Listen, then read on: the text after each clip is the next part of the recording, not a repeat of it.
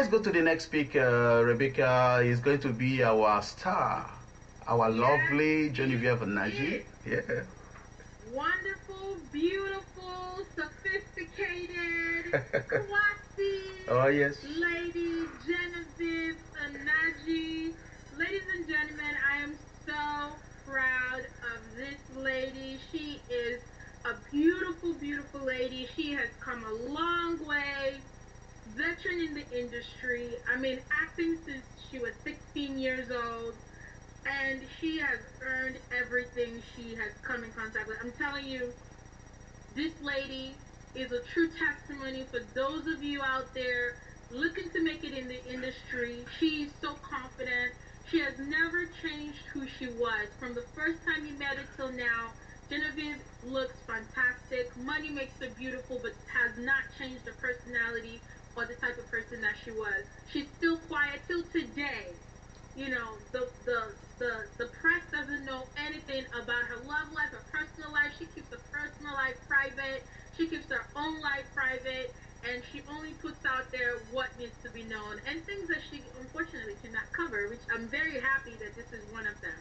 So this is the story. Again, this story is on Mother Ghana, and this story is about Genevieve Nnaji.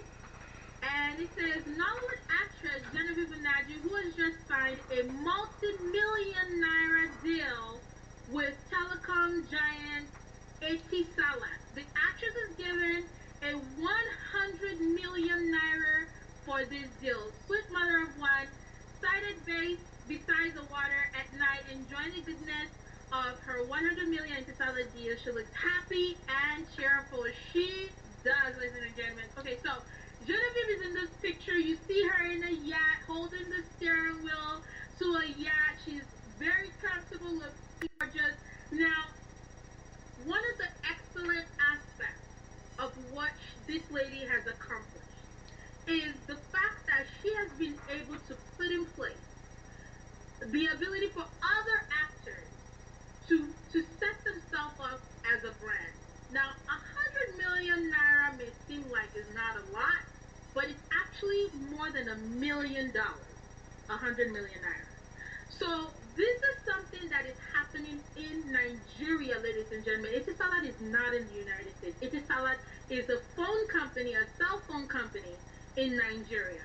And this is the deal that she was able to close to be a brand name for that product. So on the Etisalat calling cards in Nigeria, you're going to see Genevieve's picture on it, on their posters, on their billboards. You're going to see Genevieve's face on it. Even in commercials on the radio, commercials on TV, Genevieve Nnaji is going to be on it. This is a big deal. If she's able to get 100 million naira for this deal, that means someone like Ramsey Noah can get that much money. Someone like Van Vicker can get that much money. I mean, anyone who has a great face on TV, who is popular in the Nollywood industry, now has the opportunity to get such a deal. This is the amount of money this woman is worth today. What do you think about that, Spreaker? Yeah, like you said, she's a remarkable personality, and in fact, branding your name, we talked about that last week, you see. So this is an example for a good number of Nollywood celebrities, because to be paid that much, that means it entails a lot of discipline, it entails a lot of protection of your image, and then because companies cannot easily associate their names to somebody who goes on from one scandal to another, like what we've said. We talked about Tonton DK right now. You see, except companies that love scandals, you see.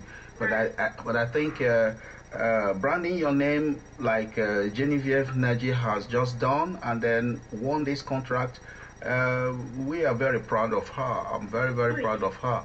But at the same time, I've tried to contact her many times. If you happen to listen to this program, please just give me a call because I need to talk to you and find out how you won that contract. I need to interview you, Genevieve. So please just contact me. Don't say because you are a star, I'm a star also, you see, in my own field. So true, so true. We are all stars, you see, but we are shining in different places. She's shining in Nigeria, and again, I'm shining for her in Europe, you see, and then you're in the United States of America with Laura shining for everybody. So we are just like a cathedral. We have to hold ourselves, you see. So Genevieve, we are very proud of you. I don't have anything to say much about rather than to say give her a very big round of applause for that. Right. Yeah. Congratulations. Yeah, but there's one story that came out here in France this week. It was in a television show that's alleged. In fact, it's not even alleged. They said Genevieve Nnaji for a movie that the amount she takes for a movie, paid for a movie, it's 1,700 euro. And some of in the show, some of the French people were laughing. So I was very annoyed when I heard that 1,700 euro is peanuts. Do you understand? Well, I mean, ladies and gentlemen, we also have to be realistic, not only about the Nollywood entertainment industry. Remember when we were talking on the last episode when we said that the people who mostly make a lot of money in this entertainment industry are the distributors and the marketers. The actors, the actresses, people who take care of production manager, continuity, manager, producers, executive producers, they all usually have a set income that comes to them. Maybe the owner of the movie has more flexibility on the amount of money he or she can make, like the executive producers, but the real money is made during distribution. Most of the time, let's say a film is created with $6,000, which is like #1,000,000 and just put in just a small scale budget. And the executive producer sells the movie for #2,000,000, which is $12,000. Well, the executive producer made 100% of what he invested in the film, but that is it, separate. Yeah, but Genevieve Nnaji is an exception. No. Yeah. Different. She's not an exception to the industry, and the reason is because the amount of money that is used to make the Nollywood movies does not change. Can you bring Laura in, because this is what she does every day. Laura, please, can you give us more insight into this calculation about the money paid? What the Nollywood actors and actresses earn for a set, or what you pay them? I don't know. Laura? Well, it varies from set to set, project to project. It also varies on what the executive producer figures that they'll make off of each actor or actress. Obviously, you have, Genevieve and Van Vicker. They're going to sell more movies than an unknown face. So, and you don't see as much of the unknown faces coming up and being put out there so they can become known and become paid more. We also have the challenge often of working with very low budgets, even compared to American independent films. A lot of the budgets are on the small side. And when you look at using a larger budget so you can pay the actors more and the crew more, then there's also the issue of trying to make that money back for your investor. Okay. And that has been a challenge, is in the actual business plan model, calculating how that return of investment is going to come back.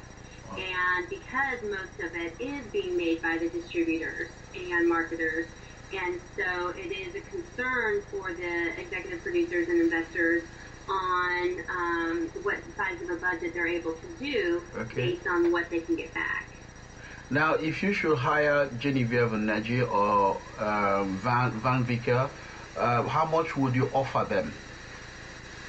That is negotiated between them. Each one has either, I believe those two both have managers that you would go through, and they often will charge depending upon how many days you're looking for. Okay. That's a big factor. When they were talking about the $1,700 for Genevieve, how many days was that for? That might have been just for one day, maybe just for 3 hours. So that's a very good salary. If you're only on set for 3 hours, you come in, do a cameo role, and then you're out the door. Okay.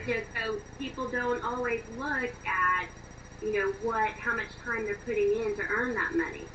So that is a big factor when negotiating with any actor or actresses, is how many days I'm going to be involved in that project. And maybe they'll take a cut because the producer's their friend. There's been several projects where I've worked out special deals because they were friends of mine making the movie. Okay. And so that's also a consideration. Okay. Right. So Rebecca, back to you. Even with the amount that they invest in the film itself, whenever you for example, there is a movie that's out right now, which is one of the executive producers and actresses is your friend as well, Chichi Okonkwo, One Night in Vegas.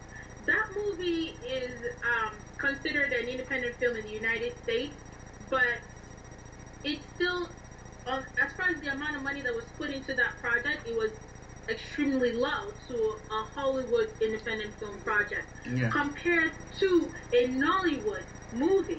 Now, as a Nollywood movie, the amount of money put in that project to make the film is a lot of money. And that is a big problem because now the executive producers have to think and worry about how they're going to earn all that money back. Even if you were to fly to Africa to do a movie premiere, it's still going to cost you money to buy those airline tickets, to get those hotel rooms, to reserve that movie theater. And then you're also looking at the cost that's going to cost you to get the movie theaters here, to premiere the movie here, which does not guarantee that the amount of people that you want to be there will be there, so you can actually regain that money back. And then it really becomes a profit when you're actually selling the rights to the film to the distributors. Okay. You see what I'm saying? So there's so much work that goes into it, but I think Laura is completely right when she says that it depends on the amount of time these actors and actresses are on set. Okay. That definitely determines how much money they make. But even with that, they're nowhere close to what, let's say, Bruce Willis would make. I mean, really, no. I don't know. We're not even going to talk about Will Smith, okay? We're going to talk about someone, more not that high in the hierarchy of Hollywood. But I'm just saying, just we're not there yet. And generally, unfortunately, it's the case in Hollywood, even an unknown face but put in the lead role will make a whole lot more money than a Van Beeker or even Genevieve or any of our wonderful established stars in the Nigerian and Ghana community will make on a Nollywood film. And so just because our budgets aren't on the Hollywood scale. And so that's going to be the bottom line is we just don't have the Hollywood money and promotion. I mean, Hollywood has a great promotion machine set up where they're making sponsors when they're shooting the movie. They're making money throughout the entire distribution process. They have product placement in the movies. So it's a money-making machine. It is a business, and that is what I'm continuing to learn is from them and see how they've done that and help establish that in the movies that I work with. Now, the question is, how can we turn Nollywood to a money-making machine? That's a $50 million question. Exactly. How about cooperating executive producers? How about us literally planning our project before we actually jump into it? Just because you have $30,000 doesn't mean you automatically have a film. You really have to, in reality, that's not enough, right? You definitely need more money than that if you want to make some real impressions in the entertainment industry. Contact people, businesses, African businesses who want their products to be all over the world. We have several of those businesses. Nobody takes time to do the research to include that. Okay, if you don't want to go, with the Western products, you can definitely use an African product in your film, and they'll be happy to promote that. We have local designers, fashion designers. We have local entertainers, like comedians. We have local musicians. We have local products that people are now using in the U.S., like the cube, the bouillon cube, is not only in Nigeria, it's in America. People in America use bouillon cube. People in America use no. That would be a legitimate product placement in a Nigerian movie because we always eat. That makes sense. But none of us actually take the time to do the research to incorporate that type of product like Laura was explaining earlier. Yeah, I think we have to take that. We have to be in charge of that. That's going to be our role in future, or even after this program. Right? So, how do we round up with Genevieve Nnaji? Yes, last word comes from you and from Laura. Yes, sir. And Genevieve, if you're listening to this, again, congratulations on your deal. I hope so many people out there who are looking to be into Nollywood see, actually follow the life of this lady's career in the entertainment industry. It is possible. If Genevieve, everybody should be like, if Genevieve can do it, I can do it. She's a role model. She's an example, an excellent, beautiful, respected lady. I think anyone can do it, and I really appreciate the fact that she is the person who got this deal. She definitely deserves it. Definitely a round of applause, Genevieve. Good, congratulations. Yeah, bravo. Laura?